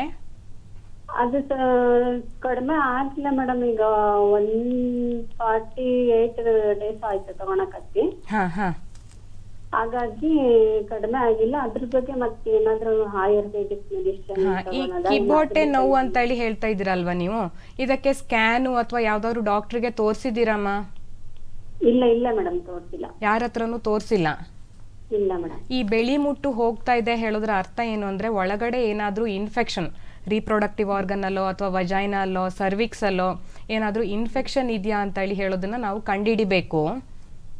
ನೀವು ಆದಷ್ಟು ಈ ತರ ಕಂಡೀಷನ್ ಅಲ್ಲಿ ಹೋಮ್ ರೆಮಿಡೀಸ್ ಮಾಡದೇನೆ ಒಳಗಡೆ ಏನಾಗ್ತಾ ಇದೆ ಹೇಳೋದನ್ನ ಸರಿಯಾಗಿ ಕಂಡು ಹಿಡ್ಕೊಂಡ್ಬಿಟ್ಟು ಅದನ್ನ ನೀವು ಚಿಕಿತ್ಸೆ ಪಡ್ಕೊಂಡ್ರೆ ಆದಷ್ಟು ಬೇಗ ಒಳ್ಳೇದು ಅಂತ. ಈ ಬೆಳಿ ಮುಟ್ಟು ಹೋಗೋದ್ರಲ್ಲಿ ಒಂದು ವಿಷಯ ಇದೆ. ನಾವು ಈ ತ್ರಿಫಲ ಅಂತ ಒಂದು ಮೆಡಿಸಿನ್ ಬರುತ್ತೆ, ಆಯುರ್ವೇದದ ಮೆಡಿಸಿನ್. ಆ ಚೂರ್ಣನ ನಾವು ರಾತ್ರಿ ಇಡೀ ನೆನೆ ಹಾಕ್ಬಿಟ್ಟು ಬೆಳಗ್ಗೆ ಎದ್ದು ಕೂಡ್ಲೇನೆ ಖಾಲಿ ಹೊಟ್ಟೆಯಲ್ಲಿ ಆ ಒಂದು ಚೂರ್ಣನ ಕುಡಿದ್ರೆ, ನೀರಲ್ಲಿ ನೆನೆ ಹಾಕಿರುವಂತ ಚೂರ್ಣನ ಕುಡಿದ್ರೆ ಒಂದು ವಾರ ಅಥವಾ 10 ದಿನ ಫಾಲೋ ಮಾಡಿದ್ರೆ ಕಂಪ್ಲೀಟ್ ಆಗಿ ಒಳಗಡೆ ಇರುವಂತ ಇನ್ಫೆಕ್ಷನ್ ಹೋಗ್ಬಿಡತ್ತೆ, ಬೆಳಿ ಮುಟ್ಟು ಕೂಡ ಕಮ್ಮಿ ಆಗುತ್ತೆ. ಈ ತರದ್ ಬೇಕಾದ್ರೆ ಅವರು ಟ್ರೈ ಮಾಡಿ ನೋಡ್ಲಿ, ಬಟ್ ಆದಷ್ಟು ಬೇಗ ಡಾಕ್ಟರ್ನ ಭೇಟಿ ಆಗೋದು ಒಳ್ಳೇದು. ಓಕೆ, ಅಂದ್ರೆ ವೈಟ್ ಡಿಸ್ಚಾರ್ಜ್ ಯಾರಿಗೆ ಹೆಣ್ಮಕ್ಳಿಗೆ ಸಮಸ್ಯೆ ಇದ್ದಾಗ ಇದನ್ನ ಟ್ರೈ ಮಾಡಬಹುದು ಅಂತ ಹೇಳ್ತೀವಿ? ಖಂಡಿತವಾಗ್ಲೂ ಟ್ರೈ ಮಾಡಬಹುದು. ಒಂದು ಶಂಖಭಸ್ಮ ಅಂತ ಹೇಳೋ ಒಂದು ಮೆಡಿಸಿನ್ ಇದೆ, ಇನ್ನೊಂದು ತ್ರಿಫಲ. ಮೇನ್ ಆಗಿ ತ್ರಿಫಲ ದಿನನಿತ್ಯ ಅವರು ಅದನ್ನ ರಾತ್ರಿ ನೆನೆ ಹಾಕ್ಬಿಟ್ಟು ಬೆಳಗ್ಗೆ ಅದನ್ನ ಖಾಲಿ ಹೊಟ್ಟೆಲಿ ಕುಡಿದವಾಗ ಈ ಬೆಳಿಮುಟ್ಟಿನ ಸಮಸ್ಯೆ ಅಂತ ಹೇಳೋದು ಕ್ರಮೇಣವಾಗಿ ಕಮ್ಮಿ ಆಗುತ್ತೆ. ಖಂಡಿತವಾಗ್ಲು. ಇನ್ನು ಆಗ್ಲೇ ನಾವು ಮಾತಾಡುವಾಗ ಈ ಸ್ಥೂಲಕಾಯ ಅಥವಾ ಒಬೇಸಿಟಿ ಇದ್ದವರಲ್ಲಿ ಕೂಡ PCOD ಬರುವಂತದ್ದು ಅಥವಾ PCOD ಬಂದ ಮೇಲೆ ಏನಾದ್ರೂ ದಪ್ಪ ಆಗುವಂತದ್ದು ಏನ್ ಹೇಳ್ತೀರಾ? ಸೊ ಇದಕ್ಕೆ ಆಯುರ್ವೇದದಲ್ಲಿ ಯಾವ ತರ ಸಹಾಯ ಮಾಡಬಹುದು? ಕೋಳಿಯಿಂದ ಮೊಟ್ಟೆ ಬಂತ ಅಥವಾ ಮೊಟ್ಟೆಯಿಂದ ಕೋಳಿ ಬಂತ ಹೇಳುವ ಒಂದು ಪ್ರಶ್ನೆ. PCOD ಇಂದಾಗಿ ವೇಟ್ ಜಾಸ್ತಿ ಆಗ್ತಾ ಇದೆಯಾ ಅಥವಾ ವೇಟ್ ಜಾಸ್ತಿ ಆಗಿರುವಂತ ಒಂದು ಕಾರಣದಿಂದ PCOD ಬಂತ ಹೇಳೋದು ಕಂಡು ಹಿಡಿಯೋದು ತುಂಬಾ ಮುಖ್ಯ. ಬಟ್ ಯೂಶುವಲ್ ಆಗಿ ಇದೆರಡು ಇಂಟರ್ ರಿಲೇಟೆಡ್. PCOD ಇರೋರಲ್ಲಿ ವೇಟ್ ಜಾಸ್ತಿ ಆಗೋದು ಹೇಳೋದು ಸರ್ವೇ ಸಾಮಾನ್ಯ, ಅಥವಾ ಈ ವೇಟ್ ಜಾಸ್ತಿ ಇರೋರಲ್ಲಿ PCOD ಬಂತು ಹೇಳೋದು ಕೂಡ ನಾವು ಅಕ್ಸೆಪ್ಟ್ ಮಾಡ್ಬೋದು. ಈಗ ನಾನು ಶೋಧನ ಕರ್ಮ ಅಂತ ಹೇಳ್ತಾ ಇದ್ದೆ. ಈ ಶೋಧನ ಕರ್ಮ ಮಾಡಿದ್ರೆ ಆ 10 ದಿನ ಅಥವಾ 14 ದಿನ ಮುಗಿತಾ ಇದ್ದಂಗೆ ಒಂದು 3 ರಿಂದ 5 kg ಆ ಮನುಷ್ಯನಲ್ಲಿ ವೇಟ್ ರಿಡಕ್ಷನ್ ಖಂಡಿತವಾಗ್ಲೂ ಆಗುತ್ತೆ. ಅದನ್ನ ಸಿಸ್ಟಮ್ಯಾಟಿಕ್ ಆಗಿ ಫಾಲೋ ಮಾಡ್ತಾ ಇದ್ದಾರೆ ಅಂತ ಹೇಳಿದ್ರೆ, ಯಾಕಂದ್ರೆ ಅದರಲ್ಲಿ ಮದ್ದು ಮಾತ್ರ ಅಲ್ಲ, ನಾವು ಆಹಾರ ಪದ್ಧತಿ ಕೂಡ ಹಾಕಿರ್ತೇವೆ. ಈಗ ಒಂದು ಆ ದಿನ ಏನ್ ಮದ್ದು ತಗೊಳ್ತಾ ಇದ್ದಾರೆ ಹೇಳೋಕ್ ತಕ್ಕಂಗೆ ಅದ್ರ ಜೊತೆನೆ ಮದ್ದು ಸೇರಿಸಿರುವಂತ ಒಂದು ಗಂಜಿ ಪುಡಿನೋ ಅಥವಾ ಬಾರ್ಲಿ ಗಂಜಿನೋ ಇದನ್ನೆಲ್ಲ ಅದ್ರ ಜೊತೆ ಹಾಕಿರ್ತೇವೆ. ಸೊ ಒಂದು 10 ದಿನದ ಪ್ರೊಸೀಜರ್ ಮುಗಿತಾ ಇದ್ದಂಗೆ ಒಂದು 3 ರಿಂದ 4 kg ಅಥವಾ 5, ನಮ್ಮಲ್ಲಿ ಒಂದು 7 kg ವರೆಗೂ ಕಮ್ಮಿ ಆದ ಪೇಷಂಟ್ಸ್ ಇದ್ದಾರೆ. ವೇಟ್ ರಿಡಕ್ಷನ್ ಖಂಡಿತವಾಗ್ಲೂ ಆಗುತ್ತೆ. ಈ ವೇಟ್ ರಿಡಕ್ಷನ್ ಆಗ್ತಾ ಇದ್ದಂಗೆ ಏನಾಗುತ್ತೆ ಅಂದ್ರೆ ಮೆಟಬಾಲಿಸಮ್ ಅಲ್ಲಿ ಒಂದು ಚುರುಕುತನಿಕೆ ಬರೋದು, ಅದರಲ್ಲಿ ರಿಪೇರ್ಮೆಂಟ್ ಆಗೋದು ಆಗ್ತಾ ಇರುವಾಗ PCOD ಕೂಡ ಒಂದು ಕ್ರಮೇಣವಾಗಿ ಕಂಪ್ಲೀಟ್ ಆಗಿ ಅದನ್ನ ನಾವು ವಾಸಿ ಮಾಡುವಾಗೆ ಮಾಡ್ಬೋದು. ಈ ಶುದ್ಧೀಕರಣ ಆಗ್ತಾ ಇದ್ದಂಗೆ ಪೇಷಂಟನ್ನ ಹಾಗೆ ಬಿಡಲ್ಲ. ಅದ್ರ ನಂತರ 1-to-1 ಮೆಡಿಸಿನ್ಸ್ ಅಂತ ಹೇಳಿ ಹೇಳೋದನ್ನ ಶುರು ಮಾಡ್ತೇವೆ. ಈ PCOD ಅನುಬಂಧವಾಗಿರುವಂತ ಕೆಲವೊಂದಿಷ್ಟು ಕಷಾಯ, ಕೆಲವೊಂದಿಷ್ಟು ಚೂರ್ಣಗಳು ಅಥವಾ ಪಂಚಕರ್ಮ ಚಿಕಿತ್ಸೆ, ಉತ್ತರ ಬಸ್ತಿ ಅಂತ ಹೇಳಿ ಹೇಳ್ತೇವೆ. ಗರ್ಭಕೋಶದೊಳಗಡೆ ಕೆಲವೊಂದಿಷ್ಟು ಮೆಡಿಸಿನ್ಸ್ ಅನ್ನ ಹಾಕುವಂತ ಒಂದು ಪದ್ಧತಿ ಆಯುರ್ವೇದದಲ್ಲಿ ಹೇಳಿದ್ದಾರೆ. ಆ ಪ್ರೊಸೀಜರ್ಸ್ ಎಲ್ಲ ಮಾಡುವಾಗ ಅದು ಯಂಗ್ಸ್ಟರ್ಸ್ ಅಲ್ಲೆಲ್ಲ ನಾವು ಮಾಡಲ್ಲ. ಮದುವೆ ಆದ ಹೆಣ್ಮಕ್ಳು ಯಾರು ಬಂದ್ರೆ ಮಕ್ಕಳಾಗ್ತಾ ಇಲ್ಲ, ಬಂಜೆ ತನಿಖೆ ಅಂತ ಹೇಳೋ ಕಂಪ್ಲೇಂಟ್ಸ್ ಇದ್ರೆ ಅವರಲ್ಲಿ ನಾವು ಈ ತರ ಹೈಯರ್ ಲೆವೆಲ್ ಟ್ರೀಟ್ಮೆಂಟ್ಸ್ ಅನ್ನ ಮಾಡ್ತೇವೆ. ಅಥವಾ ಒಂದು ಸಣ್ಣ ಹುಡುಗಿ ಒಂದು 20-23 ವರ್ಷದ ಒಳಗೆ ಅಂತ ಹೇಳಿ ಹೇಳಿದ್ರೆ ಡೈರೆಕ್ಟ್ ಆಗಿ ಈ ಒಂದು ಶೋಧನ ಕರ್ಮ ಅಂತ ಹೇಳಿ ಹೇಳೋ ಒಂದು ಪ್ರೊಸೀಜರ್ ಮಾಡಿಬಿಟ್ಟು, ಡಿಟಾಕ್ಸಿಫಿಕೇಶನ್ ಪ್ರೊಸೀಜರ್ ಮಾಡಿಬಿಟ್ಟು ಫರ್ದರ್ 1-2 ತಿಂಗಳು ಮೆಡಿಸಿನ್ಸ್ ಕೊಟ್ಟಾಗ ಅದು ಕಂಪ್ಲೀಟ್ ಆಗಿ ನಾವು ರಿಪೇರಿ ಮಾಡ್ಬೋದು. ಖಂಡಿತವಾಗ್ಲು. ಇನ್ನು ಕೊಳ್ಳೇಗಾಲದಿಂದ ಕವಿತಾ ಅವ್ರು ಕರೆ ಮಾಡಿದ್ದಾರೆ. ಹಲೋ ಕವಿತಾ ಅವರೇ, ಮಾತಾಡಿ, ಡಾಕ್ಟರ್ ಇದ್ದಾರೆ, ಪ್ರಶ್ನೆ ಕೇಳ್ಬೋದು. ಮೇಡಮ್, ನಂದು ಮದ್ವೆ ಆಗಿ 10 years ಆಗಿದೆ. ಹಾ ಕವಿತಾ ಅವರೇ ಹೇಳಿ. ನನ್ ಮದ್ವೆ ಆಗಿ 10 years ಆಗಿದೆ, ಇನ್ನು ನಮ್ಗೆ ಮಕ್ಳಾಗಿಲ್ಲ. ಓಕೆ. ನನ್ಗೆ ಇದ್ರಲ್ಲಿ ಡಾಕ್ಟರ್ ಹತ್ರ ಟ್ರೀಟ್ಮೆಂಟ್ ತೋರ್ಸಿದ್ಕೆ ನೀರ್ಗುಳ್ಳೆ ಇದೆ ಅಂತ ಹೇಳಿದ್ದಾರೆ. ಓಕೆ. ಇವಾಗ ಸರಿಯಾಗಿ ಮಂತ್ಲಿ ಪೀರಿಯಡ್ ಆಗದೆ ಪ್ರಾಬ್ಲಮ್ ಆಗಿದೆ. ನಿಮಗೆ ವಯಸ್ಸು ಎಷ್ಟಮ್ಮ ಈಗ? ಈಗ ವಯಸ್ಸು ನನ್ಗೆ 29 ವರ್ಷ. 29. ಯಜಮಾನ್ರಿಗೆ ವಯಸ್ಸೆಷ್ಟು? ಅವ್ರಿಗೆ 33 ವರ್ಷ. ಓಕೆ. ನಿಮಗೆ ನೀರ್ಗುಳ್ಳೆ ಆಗಿದೆ ಅಂತ ಹೇಳಿ ಡಯಾಗ್ನೋಸ್ ಆಗಿದ್ಯಾ? ಆಗಿದೆ ಮೇಡಮ್. ಇದು ಬೇರೆ ಏನಾದ್ರು ತೊಂದ್ರೆ ಇದೆಯಾ ಅಂತ ಸ್ಕ್ಯಾನಿಂಗ್ ಎಲ್ಲ ಮಾಡಿ ಎಲ್ಲಾ ತರನು ಮಾಡಿದ್ದಾರೆ. ಓಕೆ. ಆದ್ರೆ ಈಗ ಅದ್ರಲ್ಲಿ ಏನು ಇಲ್ಲ, ಮಾಮೂಲಿ ಮೆಡಿಸಿನ್ ತಗೊಂಡ್ರೆ ಮಾತ್ರ ಪೀರಿಯಡ್ ಆಗ್ತೀವಿ, ಇಲ್ದೇದ್ರೆ ಇಲ್ಲ. ಓಕೆ. ಈಗ ಇದಕ್ಕೆ ಏನ್ ಟ್ರೀಟ್ಮೆಂಟ್ ತಗೊಳ್ಳೋದು ಅನ್ನೋದೇ ಗೊತ್ತಾಗ್ತಾ ಇಲ್ಲ ಮೇಡಮ್. ಅದರಿಂದ ಏನಾರು ಆಯುರ್ವೇದ ತಗೋಬೋದಾ ಅಥವಾ ಏನಾರು ಪ್ರಾಬ್ಲಮ್ ಆಗುತ್ತಾ? ಖಂಡಿತವಾಗ್ಲೂ ಆಯುರ್ವೇದ ಚಿಕಿತ್ಸೆನ ಈ ಒಂದು ಸಮಸ್ಯೆಗೆ ನಾವು ಮಾಡ್ಬೋದು. ನೀವು 10 ವರ್ಷದಿಂದ ಈ ಒಂದು ಸಮಸ್ಯೆಯಿಂದ ನರಳಾಡ್ತಾ ಇದ್ದೀರಾ ಅಂತ ಹೇಳಿ ಹೇಳ್ತಾ ಇದ್ದೀರಾ. ಒಂದು ಸಲ ಒಂದು ಆಯುರ್ವೇದ ತಜ್ಞರನ್ನ ಭೇಟಿ ಆಗ್ಬಿಟ್ಟು ಇಡೀ ಶರೀರನ ಒಂದ್ಸಲ ಶುದ್ಧೀಕರಣ ಮಾಡಿಸ್ಕೊಂಡ್ಬಿಡಿ. ಒಂದು 3-4 kg ತೂಕನ ಕಮ್ಮಿ ಮಾಡ್ಕೊಂಡ್ಬಿಟ್ಟು ಫರ್ದರ್ 1-2 ತಿಂಗಳು ನೀವು ಆಯುರ್ವೇದ ಮದ್ದನ್ನ ತಗೊಂಡ್ರೆ ಖಂಡಿತವಾಗ್ಲೂ ಮಕ್ಳು ಆಗುವಾಗೆ ನಾವು ಮಾಡ್ಬೋದು. ಆಯ್ತಾ? ಧನ್ಯವಾದಗಳು. ನಿಮ್ಮ ಪ್ರಶ್ನೆಗೆ ಉತ್ತರ ಸಿಕ್ಕಿದೆ ಅಂತ ಭಾವಿಸ್ತೀನಿ. ಇನ್ನು ವೀಕ್ಷಕರೇ, ನೇರ ಪ್ರಸಾರದ ಕಾರ್ಯಕ್ರಮ ಮುಂದುವರಿಯುತ್ತೆ ಒಂದು ಪುಟ್ಟ ವಿರಾಮದ ನಂತರ. ಎಲ್ಲಿಗೆ? ಕ್ಯಾಶ್ ವಿತ್ಡ್ರಾ ಮಾಡಲು ಮತ್ತೆ ಜೀವನ್ ಪ್ರಮಾಣ್ ಸರ್ಟಿಫಿಕೇಟ್ ತರೋಕೆ. ಯಾಕೆ ಇಷ್ಟೊಂದು ಕಷ್ಟಪಡ್ತಿದ್ದೀರಾ? ಬ್ಯಾಂಕ್ ಈಗ ನಿಮ್ ಹತ್ರ ಬರುತ್ತೆ. ನೀನ್ ಓಕೆ ಅಲ್ವಾ? ಡಾಕ್ಟರ್ನ ಅಪಾಯಿಂಟ್ಮೆಂಟ್ ತಗೊಳ್ಳ? ಅಪಾಯಿಂಟ್ಮೆಂಟ್ ನಿಮ್ದು ತಗೊಂಡಾಯ್ತು ಬ್ಯಾಂಕ್ ಜೊತೆ. ಬರೀ ಕರೆ ಮಾಡಿ ಅಥವಾ ವೆಬ್ಸೈಟ್ ನಲ್ಲಿ ಲಾಗಿನ್ ಮಾಡಿ ಅಥವಾ ಮೊಬೈಲ್ ಆಪ್ ಡೌನ್ಲೋಡ್ ಮಾಡಿ ಮತ್ತು PSB ಡೋರ್ ಸ್ಟೆಪ್ ಬ್ಯಾಂಕಿಂಗ್ ನ ಮುಖೇನ ಸರಕಾರಿ ಬ್ಯಾಂಕ್ ನಿಮ್ಮ ಮನೆ ಬಾಗಿಲಿಗೆ ಬರುತ್ತೆ. ಈಗ ಬ್ಯಾಂಕಿನ ಯಾವುದೇ ಕೆಲಸ ನೀವು ಮಾಡಿ ಆರಾಮ. ವಿರಾಮದ ನಂತರ ಮತ್ತೊಮ್ಮೆ ಕಾರ್ಯಕ್ರಮಕ್ಕೆ ಸ್ವಾಗತ. PCOD ಸಮಸ್ಯೆಗಳ ಬಗ್ಗೆ ಸಾಕಷ್ಟು ಮಾಹಿತಿ, ಲಕ್ಷಣಗಳು, PCOD ಬರೋದಕ್ಕೆ ಕಾರಣಗಳಾಗಿರ್ಬೋದು, ಇನ್ನು ವಿಶೇಷವಾಗಿ ಆಯುರ್ವೇದದಲ್ಲಿ ಯಾವ ರೀತಿ ಚಿಕಿತ್ಸೆ ಇದೆ ಅನ್ನೋದ್ರ ಬಗ್ಗೆ ಸಾಕಷ್ಟು ಮಾಹಿತಿಗಳನ್ನ ವೈದ್ಯರು ತಿಳಿಸ್ತಾ ಇದ್ರು. ಇನ್ನು ಹೆಣ್ಣು ಮಕ್ಕಳಿಗೆ ಕಾಡುವಂತ ಮತ್ತೊಂದು ಸಮಸ್ಯೆ ಅಂತಂದ್ರೆ ಪಿಂಪಲ್ಸ್ ಅಂತ ಹೇಳ್ಬೋದು. ಪಿಂಪಲ್ ಬಂತು ಅಂತಂದ್ರೆ ಒಂದ್ ರೀತಿ ಬಿಗ್ ಟೆನ್ಷನ್ ಅಂತ, ಏನೆಲ್ಲ ಪ್ರಯತ್ನ ಪಡ್ತಾ ಇರ್ತಾರೆ ಅಂತ ಹೇಳ್ಬೋದು. ಈ ಒಂದು ಪಿಂಪಲ್ಸ್ಗೆ ಯಾವ ರೀತಿ ಟ್ರೀಟ್ಮೆಂಟ್ ಇದೆ ಆಯುರ್ವೇದದಲ್ಲಿ, ಇದ್ರ ಬಗ್ಗೆ ತಿಳಿಸ್ಕೊಡಿ.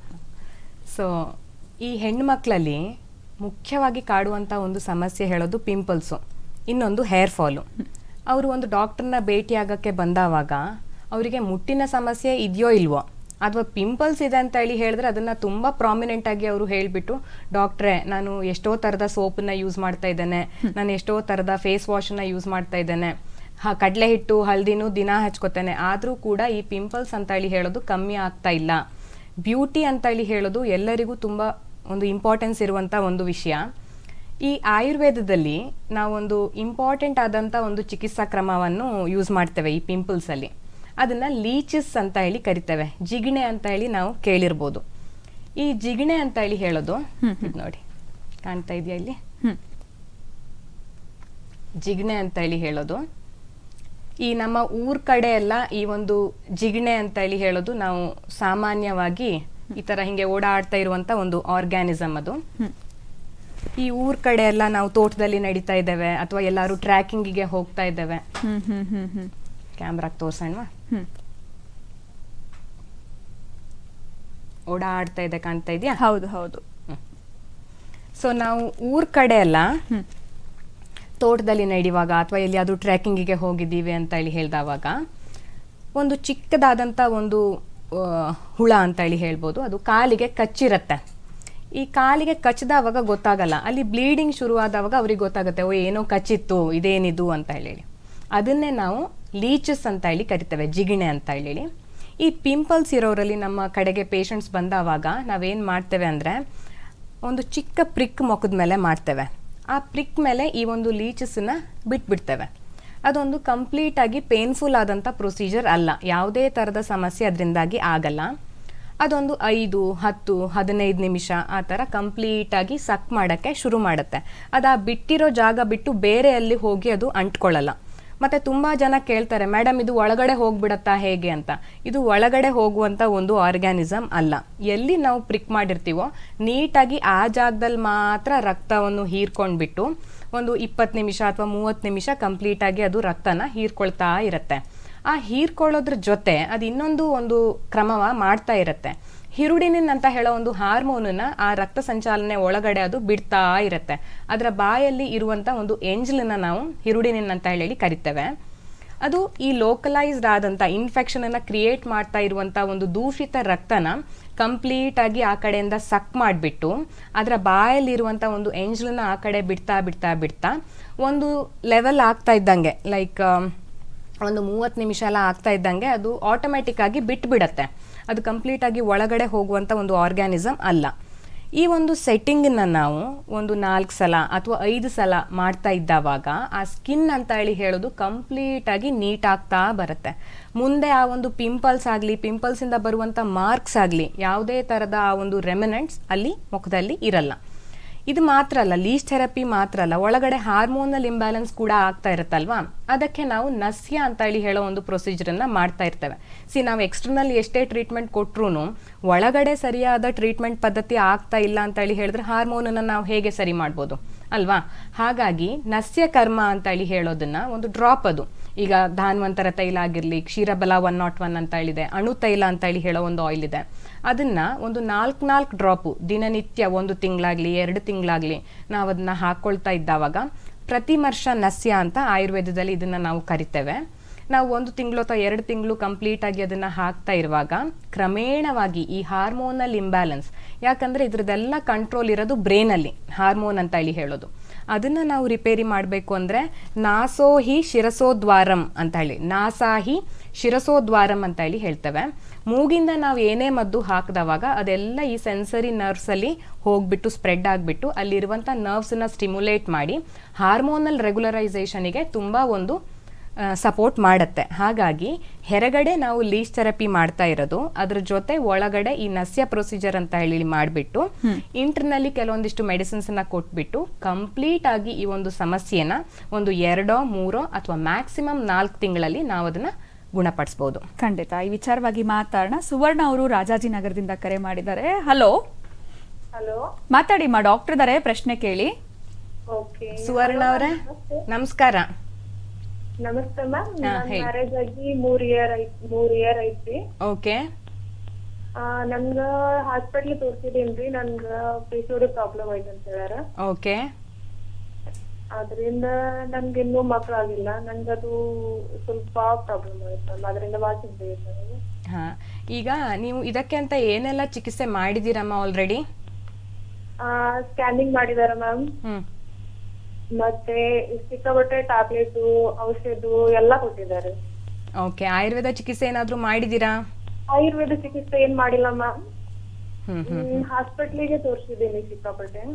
ಓಕೆ, ಈಗ್ಲೂ ಹಾರ್ಮೋನಲ್ ಪಿಲ್ಸ್ ತಗೊಳ್ತಾ ಇದ್ದೀರಾ? ಈಗಿಲ್ಲ ಮ್ಯಾಮ್, ಮತ್ತೀಗ ಸ್ಟಾಪ್ ಮಾಡಿದ್ದೀನಿ. ಟ್ಯಾಬ್ಲೆಟ್ ತಗೊಂಡ್ರೆ ಪೀರಿಯಡ್ ಆಗುತ್ತೆ, ಇಲ್ಲ ಅಂದ್ರೆ ಆಗೋದೇ ಇಲ್ಲ ಮ್ಯಾಮ್. ಇದು ಪ್ರತಿಯೊಬ್ಬರು ಹೇಳುವಂತ ಒಂದು ಸಾಮಾನ್ಯವಾದಂತ ಒಂದು ಸಮಸ್ಯೆ. ಟ್ಯಾಬ್ಲೆಟ್ ತಗೊಂಡ್ರೆ ಮಾತ್ರ ಮುಟ್ಟಾಗೋದು, ಇಲ್ಲ ಅಂದ್ರೆ ಮುಟ್ಟ ಆಗ್ತಾ ಇಲ್ಲ ಅಂತ ಹೇಳಿ ಹೇಳೋದು.